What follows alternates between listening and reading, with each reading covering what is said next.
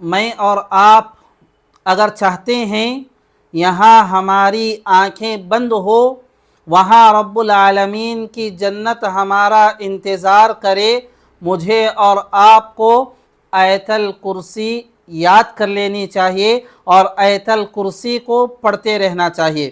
کتنا خوش نصیب ہے وہ انسان جس کی دنیا ختم ہو جائے، جس پر موت طاری ہو جائے اور وہاں رب العالمین کی جنت اس کے مہمان نوازی کے لیے تیار ہو۔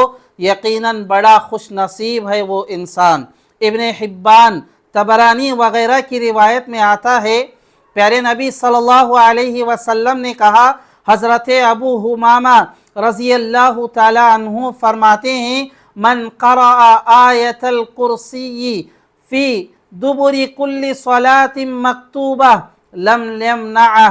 اللہ کے نبی فرماتے ہیں، جو شخص ہر فرض نماز کے بعد آیت الکرسی پڑھتا ہے، آیت الکرسی کا اہتمام کرتا ہے، اللہ کے نبی نے فرمایا اسے جنت میں داخل ہونے کے لیے صرف موت حائل ہے، موت کا انتظار ہے۔ یہاں جیسے ہی موت واقع ہوگی وہاں رب العالمین کی جنت اس کا انتظار کر رہی ہے۔ محترم ناظرین، یہ بھی کتنی فضیلت کی بات ہے، میں اور آپ اگر ہر فرض نماز کے بعد آیت الکرسی پڑھیں گے، پیارے نبی صلی اللہ علیہ وسلم کی یہ بشارت، اللہ کے نبی کی یہ فضیلت کہ جنت اس کا انتظار کر رہی ہے، گویا جنت اور انسان کے زندگی کے بیچ موت کی دیوار حائل ہے، موت کا پردہ حائل ہے۔